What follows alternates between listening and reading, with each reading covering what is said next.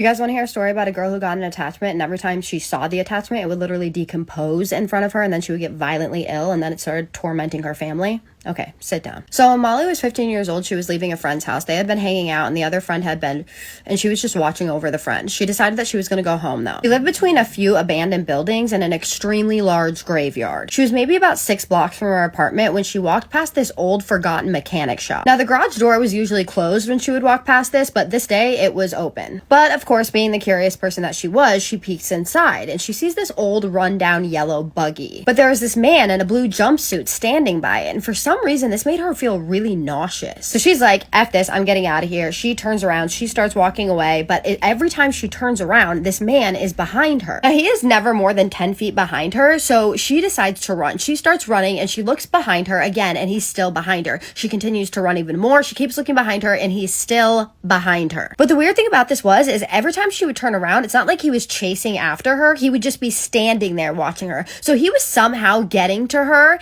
and then stopping before she would turn around and just stand there and watch her. So she wasn't really sure how he was moving, right? Well, she finally gets to her house, and she runs into her house, and she just slams the door, and she locks it, and she runs up to her brother's room, and she tells her brother, like, look, this man is following me. I'm freaked out right now. So he's like, bet. So he looks out the window, and the man is just standing in the street, standing there watching them. Well, over the next few days, she got extremely ill, and then a span of a few days after that, it got really bad. So one day, she's walking into her kitchen, and she's just standing in her kitchen when suddenly she hears this man's voice go, "Hey!"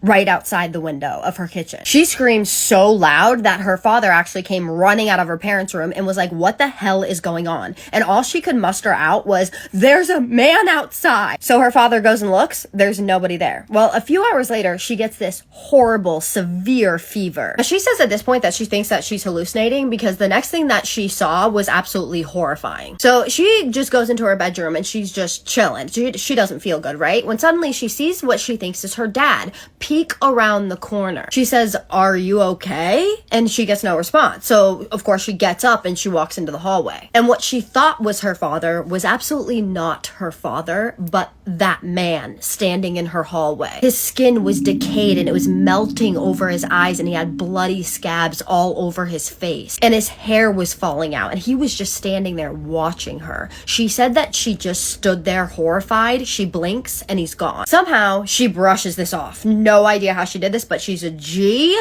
because she goes to bed, she falls asleep, and the next morning she has bruises all over her legs and arms. She said that they were full-blown handprints. So she tells her mom and dad about it, but they just blow it off like it's nothing. Her brother, on the other hand, did take this seriously. He believed her, and he actually took her to the doctor, and the doctor was like, we have no idea how this happened, how there's bruises and handprints all over your body, unless somebody did this to you. And she's like, nobody did this to me. I don't know what happened. So she just goes home after this. Well, the next day, she's in her brother's room just chilling with her brother when they hear a knock on the door. Assuming it was their parents, they just both said, come in. Nothing. No one answered. And then the doorknob just slowly starts to twist. It opens up and in walks that man. And again, he is decayed everywhere. And she said that she has never heard her brother scream before, and her brother full-blown screamed. So she knows at this point that she's not hallucinating because her brother is now seeing it too. Now, a few years go by and they actually don't see or hear from this man until she turns around 18 years old and she moves out of her house. Now, she now lives in an entirely different county, city, and she has a roommate. And she's in the middle of telling her roommate about this entity, about this thing, when suddenly they hear the garage door open. She said that this did not make sense because everybody was home, so her and her roommate are just sitting there like, who just opened the garage door?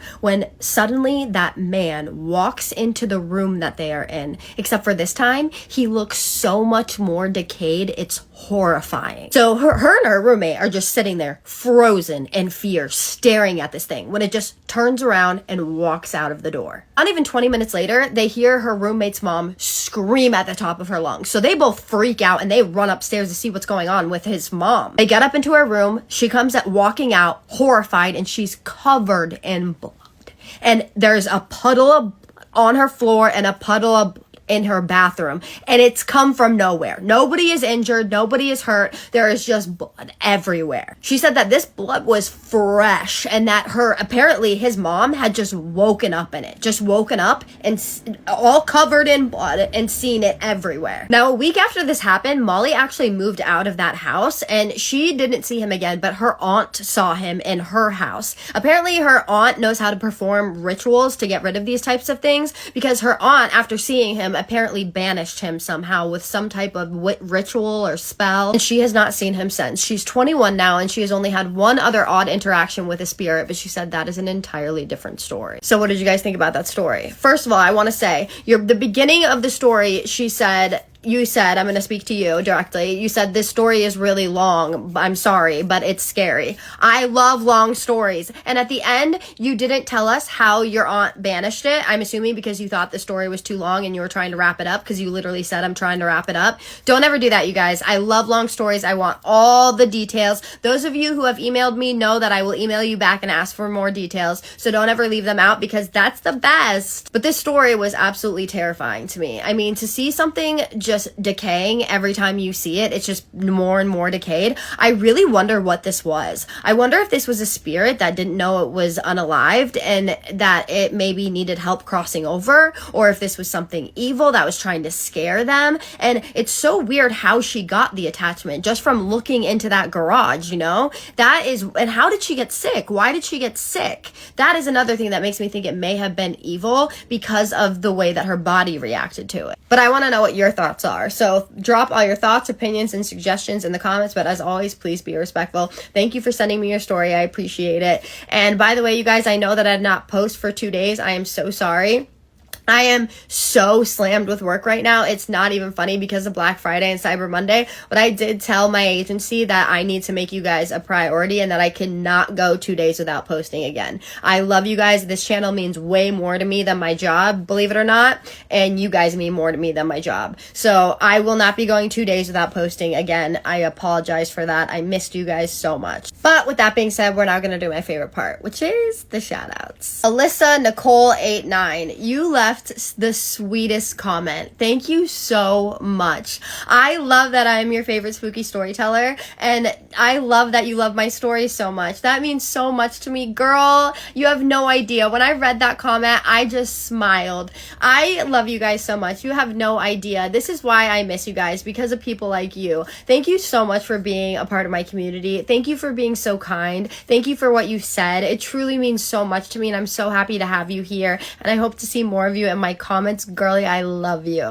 Williams Galvin 509, you left the best comment. Thank you so much for what you said. You have no idea how much that means to me because I work so hard on these stories, and so I just smiled when I saw that. Thank you for being a part of my community. Thank you for being kind. Thank you for commenting and pushing my videos out. Thank you for your kind words.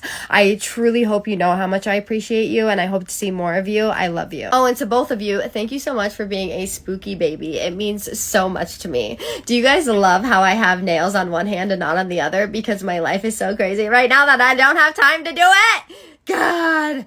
Okay, with that being said, my name is Kajsa, and I tell true scary stories on here every single night that you guys submit to me or recommend to me. So if you're into that, hit that follow button, and I just need you to do 3 things for me. And what are those? Keep sending me your scary stories and recommendations. Have a safe night. And what's the third one? Say it with me. Have a spooky night. Love you guys so much. See you in the next one. Spooky kisses and haunted hugs.